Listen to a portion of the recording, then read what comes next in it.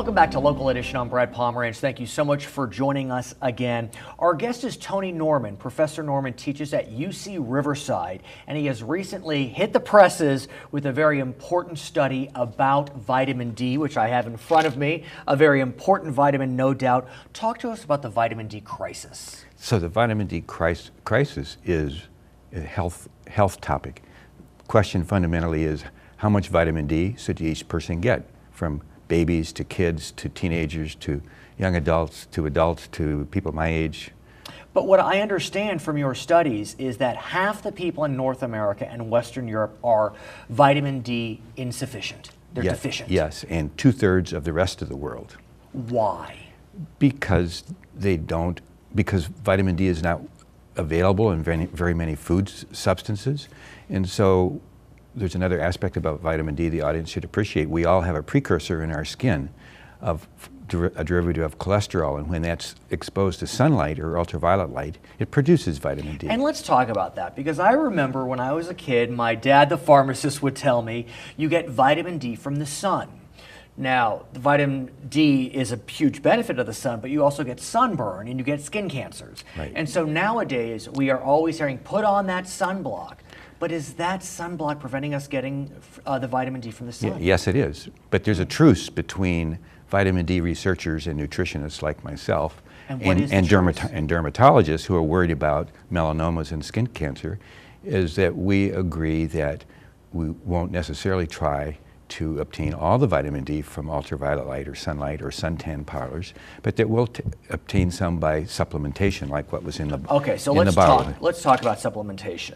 You are recommending that we receive between 2,000 and 4,000 international units of vitamin D. That's right. Is that a lot?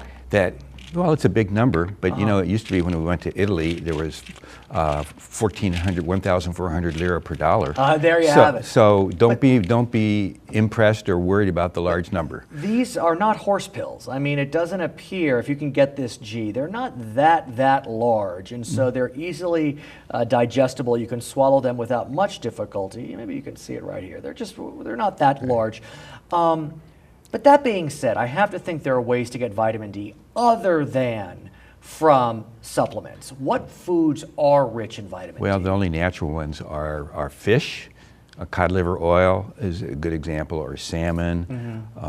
Beyond that, it would be present in low levels in meat, which came from animals, which were out in the sunlight.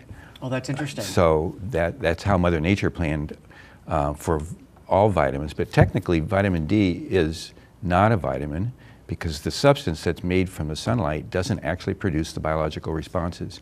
It has to be converted first in the liver and then in the kidney, and it produces a steroid hormone, which I refer to as hormone D. What about the multivitamin? Will you get enough vitamin D? I take a multivitamin. Is that good enough?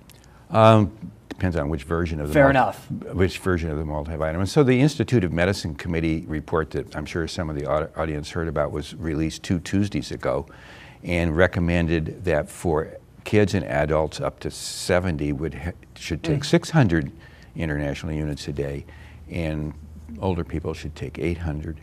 That was about a 20% increase over what they recommended the previous 10 years. But you still think that's too low?